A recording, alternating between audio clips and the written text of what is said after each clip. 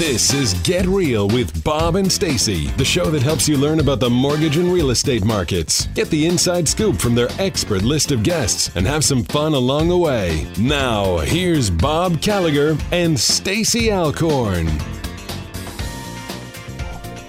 Welcome back. You're listening to Get Real with Bob and Stacy, and you're joining us for our Leaders and Legends segment. Our first guest today is Dr. Lance Casazza, author and motivational speaker. Welcome to the show, Lance.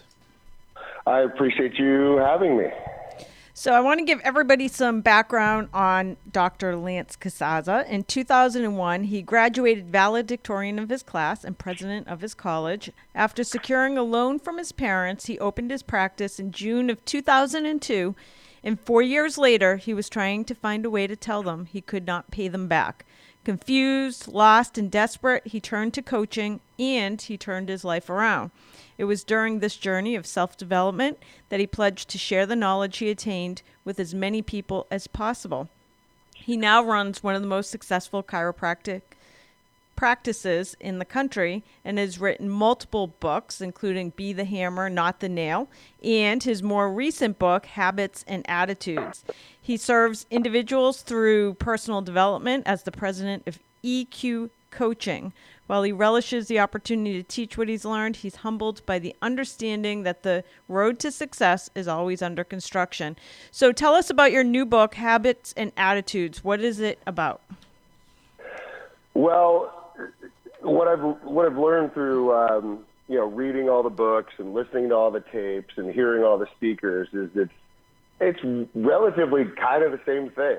I mean, everything that they talk about is kind of in the same general idea. And what I've noticed the struggle I have was getting people just to do anything. So I've tried to always make it as easy as possible. In the first book I wrote, there's a one-page sheet that people do every 30 days. And I figured if you won't do that, you probably won't do a lot. And so with the Habits and Attitudes book, I figured, okay, there's still some coaching clients I have and people I know that, aren't doing the things they should be doing. So I figured, what if I took and compiled a group of really successful people and gave them kind of a template to fill out and kind of ask them certain questions like who are they? What are their habits? What are their attitudes? Then they get kind of a closing parting shot, I call it in the book. So I figured what my goal for the book was, if people continually found out that people did certain things that were successful, they might flip a switch in their own head going, maybe I should start doing some of these things because I'm not where I want to be and I'm not doing what these successful people are doing. And it's not success based on, money or anything. I think if you look at the individuals in the book, while I'm sure most of them do well financially, there's almost no talk of money or anything monetary or property in the book. So it's so interesting. I just had a talk with a real estate agent yesterday, and we were talking about, he's tripled his business every year for the last 2 years, and he plans on tripling it again this year. And I said, what's the difference? And he said, I started adopting good habits. And we had this whole conversation, for example, that one of my habits is instead of listening to music in the car, I always listen to self-help or some sort of book, so I'm always learning something. Instead of watching TV at night, I'll read a book. What are some of the little teeny habits that you think somebody could, listening right now, a small tweak they could make to have a massive impact in their life? Oh, God. It's funny you say that because what I continually hear from people that don't do this kind of stuff is they don't have time, or they just kind of don't believe in that kind of stuff. So you can not believe in gravity, but it does exist. Right. And this stuff does work. And so the time thing, I think, is the one that people have to get over the most. And what I would suggest, which is when I tell people this, when my coaching clients start with me, they turn their TV off for 30 days. And when I first did that, when I was getting coached, I was literally bored. I mean, I was looking around the house for things to do because so I started reading because there was nothing, I didn't have anything to watch. Right. So the average person watches 6 hours of TV a day. When I tell people that, they don't believe me because they start wondering how is that even possible? Right. You know what I mean? But So if you literally just were to turn your TV off, you would have to replace that TV time with things to do. And so hopefully you would start listening to CDs, or you would start reading, good books or things like that. But that is a simple one. The other one that probably is the most common in the book and is probably the most important, in my opinion, is what do people do when they start their morning? The first thing they do. I ask people this, and they do it, and they don't even know it. They do it. Mm-hmm. They press the magic button on their phone. They press that button on their phone, and they get an alert, and it says, 15 killed in Paris, and that's how you start your day. Right. You've got to be kidding. You got to be kidding me.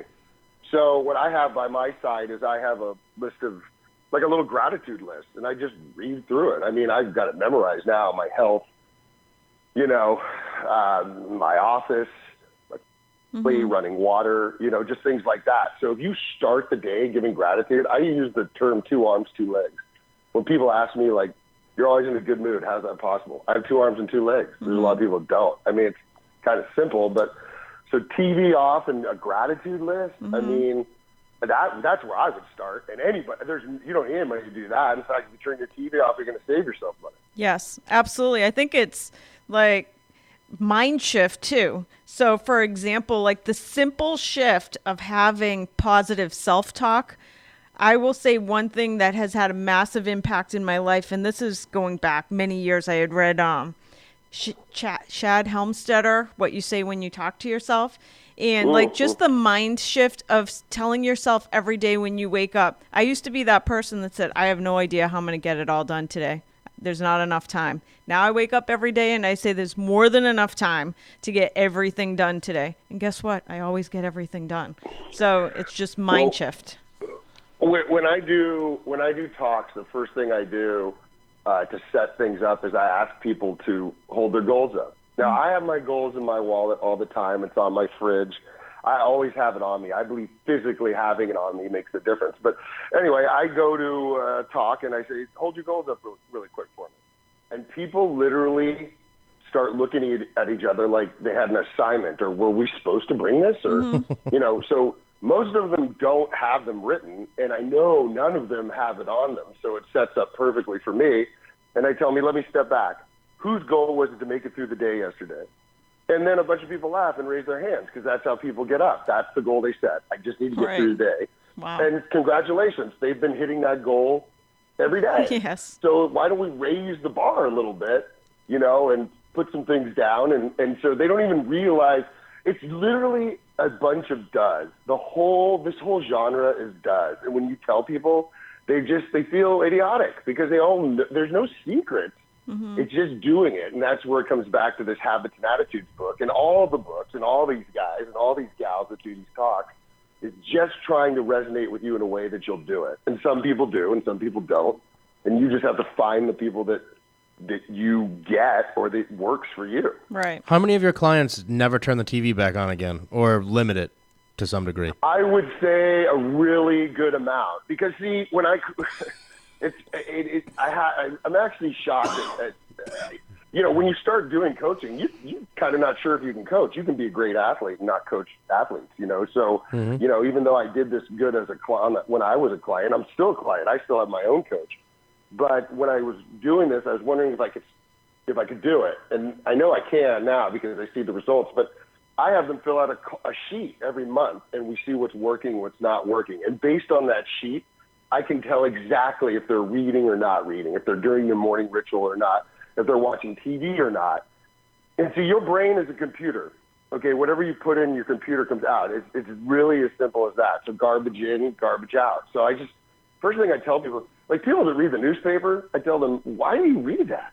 And they're like, well, I need to know what's going on. If something's going on, you need to know. People love telling people bad crap that's going on. You don't need to read the newspaper to find that out.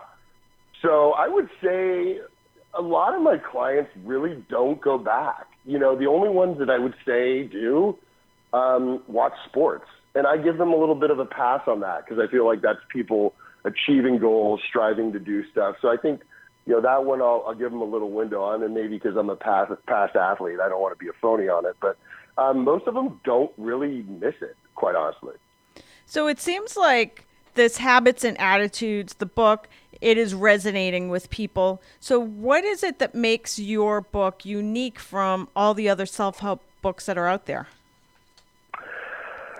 I read a lot. So I read, my goal is to read a minimum 2 books a month, and I do that pretty easily. So, but what I notice I do, which is kind of weird to me, is that it's not that I don't enjoy reading, but when I read, I look at how long the chapter is because I want to know how much I'm reading. So it's like a clock. And so I don't know why I do that, but I'm glad when I get done with the chapter. And I don't know why my brain works that way. So I think a lot of people don't read books because they are too thick or they're too this or they're too that. So I think what is nice about this book, so when I did, and I don't know, there's all these little hidden things that I do that I think are kind of cutesy and maybe they don't make a difference. But like in the Be the Hammer, Not the Nail book, there's 110 tools, for life. Wow. So I thought, okay, give 110%, blah, blah, blah, blah, blah.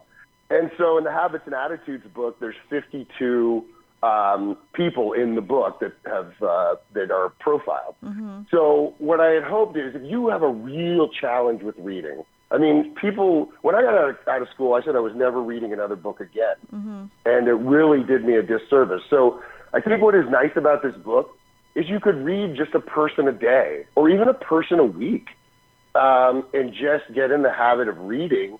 But if you just even read a person a day, right. You'd be done with the book in, a month and a half. And on top of that, it's only a couple pages per person. So I think you could read it, maybe try to apply something from that person. So I think it's more chewable for people that are overwhelmed. That's why I think they don't do CDs and tapes and books, because after right. the kids are in bed and you worked all day and it's 9 o'clock, you're not going to put you're not going to put an audio in. You're not going to read 50 pages. So right. if it's something where you can just get a little bit out a day and just start blowing on that ember a little bit, I think you can get something out of it. That's what I had thought. What changed, because I didn't read for a long time, and Stacy actually got me back into it, and she was the one that suggested trying to read in the morning instead of at night, and it made all the difference for me, because at night, something always came up. In the morning, if you start your day that way, if you get up a little earlier, there's really nothing to get in your way or stop you from doing it. Well, I was at the end of my rope. I'd wanted to be a chiropractor since I was 2015. And I went to chiropractic school. I did very well. And I appreciate the intro. I was valedictorian. I was president of my class, and it meant absolutely nothing. If anything, it probably hurt me. Grades mean absolutely nothing for success. It's the biggest farce. A third of the billionaires and millionaires in this country, which is not the only way to rate success, but they never even graduated high school. So, when I got into coaching, I was at the end of my rope. So when the coach said, I want you to read this book, I made a decision because it was expensive. My coach is really, really expensive. And so when you pay for an expensive coach, you're going to do everything they tell you to do because you're paying so much money and you're already in a bad hole.